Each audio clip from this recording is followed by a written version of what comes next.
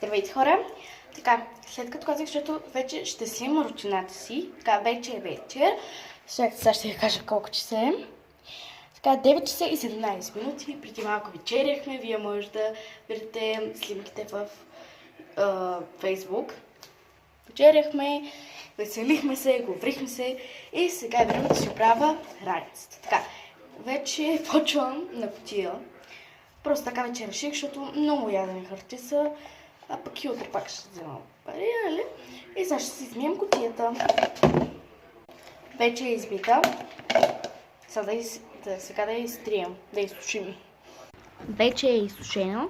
И сега ще покажа какво ще сложим вътре в нея, а вие... добре, после трябва да цъкне на час 2.